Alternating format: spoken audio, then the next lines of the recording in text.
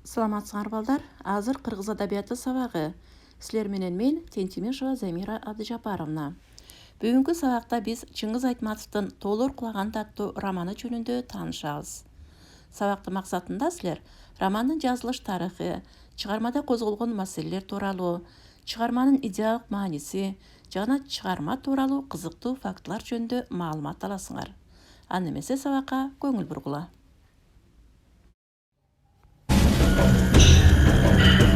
Немесе балдар, мен силерге роман тууралуу айтып берейин.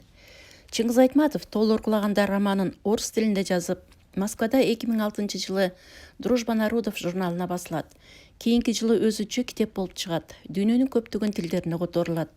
20-кылымдын 90-жылдарында өлкөдө коммунисттик партия орду түйү менен жок болуп, СССР урап, колхоз-совхоз дегендер таланып, кыйрап, чакчелекке заман, рынок, анын жапайысы кирип келди.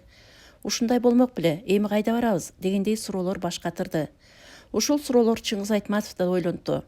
Ал өзүнүн ошол ойлорун азыркы заманга кирип келген адамын романдагы Арсен Саманчиндин образы аркылуу берүүгө аракет кылды. Арсен Саманчин көп тил билет, интеллекти бай, билими башкаларга үлгү боло турган советтик адам эле. Анан ал жаңы доорго ылайык келбей калды. Ааламдашуу аны жерип, бир бурчка сүрүп таштады. Тоолор кулаганда романы Айтматовдун азыркы замандын адептик, социалдык, психологиялык көйгөйлөрү, адам жананын татаал дүйнөсү, адам жана доор, адам жана айлана чөйрө тууралуу келечек муунга айтып калтырган кирээзи. Чыгарма мындай сүйлөмдөр менен башталат. Жан бүткөндүн баары үчүн дайыма бирдей болгон талашсыз бир чындык бар. Маңдайына жазылганды тагдыр деген эмне экенин алдын ала эч ким биле албайт. Кимге эмне буйруганы жашоо гана көрсөтөт. Болбосо тагдырдын тагдырды кайсы? Дүйнө жаралгандан тартып дайыма ушундай болгон. Бейиштен куулган адам ата менен оба энеден бери бу да болсо тагдыр. Ошонун тартып, тагдыр сыры баары жана ар бир үчүн кылымдан кылымга, күндөн күнгө, ар бир саат жана ар бир мүнөттө табышмак бойдон калууда. Алардын бирөө шаарда жашачу. Эл көптүгүнөн батпай быкылдаган көчөлөрдөгү соода сатыктан жана тамактануу жайларындагы шишкебектин түтүнүнөн, дал-далынан сөгүлчүдөй болгон көп калктуу заманбап чоң шаарда, ал эми экинчиси бийик тоолордо, түбүйгөн калың арчалар жана жарым жылдап эрбеген көлөкөдөгү карлар менен капталган жапайы аз калуу капчыгайларда жашаар эле. Ошон үчүн Ак Элберс деп аталчу. Мына ушул бири-биринен алыс, бири-бирин көрбөй жашаган эки тагдыр, адам тагдыры жана жаныбар тагдыры жүрүп отуруп бир түйүндөн биригет. Башкы каарман Ак Элберс. Анын аты Жаабарс. Жаабарстын мөңгү астындагы жашоосун, анын кар үстүндө, бийик аскаларда өз олжосун, не бир кыйынчылыктар менен кармап жешин, жашоо үчүн күрөшүн автор укмуштуудай сүрөттөйт. Алардын өз жашоосу, өз мыйзамы бар. Аны эч ким бузууга акысы жок. Бирок жан алгыч болуп цивилизация, не бир кубаттуу техника адамдын рухун да, жаныбарды да талкалайт. Жаабарс эки ургаачы Элберс менен жашады. Биринчиси Кудайдын зилзаласынан набыт болуп калган. Андан урук калбады. Экинчиси менен жакшы жашады. Эки тукум калды. Жаабарстын ошол төл берген ургаачысын да башка жашыраак Ак Элберс чунак кулак тартып кетти. Бул тагдыр, бул маңдайга жазылган жазуу, бул турмуш мыйзамы. Ал эми бул тагдыр Арсен Саманчинде башкача шартта чагылдырылат. Ал да 2 жолу үйлөндү. 2 жол тең ага бакыт кушугонбоду. Тагдыры тайкы болду.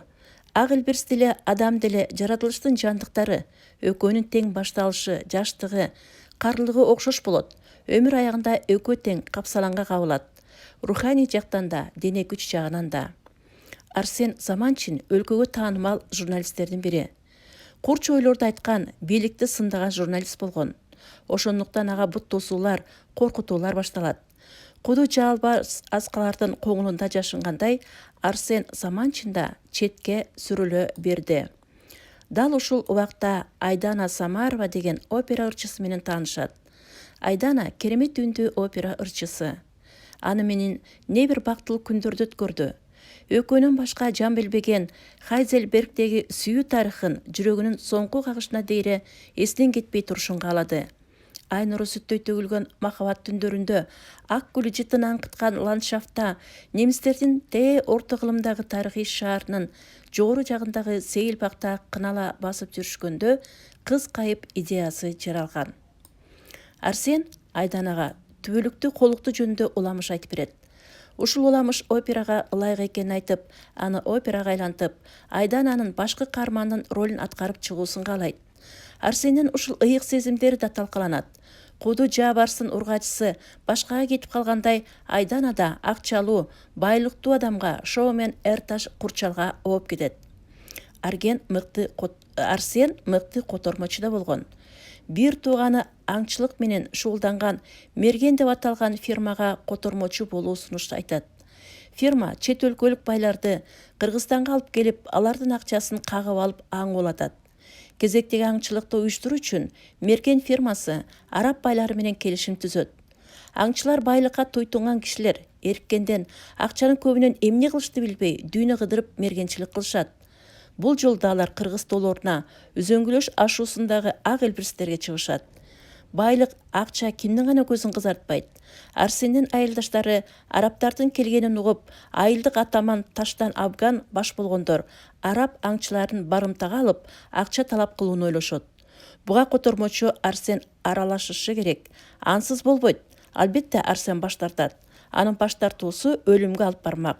Айылдык террорчулар аны эч ким аямак эмес.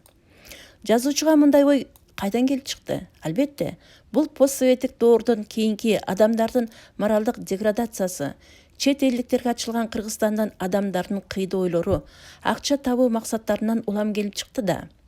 Чыгармадагы дагы бир каарман Элес. Элес Россияга товар алып барып сатып жүргөн коммерсант.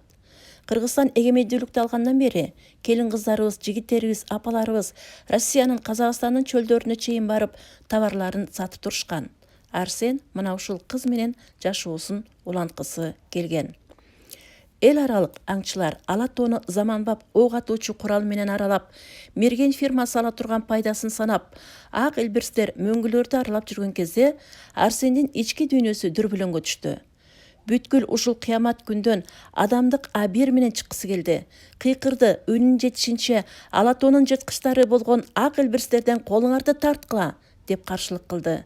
Ок атылып, ошол октордун бири Арсенге тийди, экинчиси Жаабарска тийди. Арсен каза болду. Ага арналган Элестин ыйы колуктунун үнү катары жаңырып, молоташ үңкүрүнөн анын сөөгүн алып кетишти. Үйгө тапшырма балдар. Берилген суроолорго жооп бергиле. Чыгармадагы башкы каармандар кимдер? Чыгармадагы Жаабарс менен Арсендин тагдырынын окшоштугун далилде. Арсендин ордунда сен болсоң эмне кылат элең? Мына ушул суроолорго жооп жазып келгиле. Аны эмесе саламатта калгыла.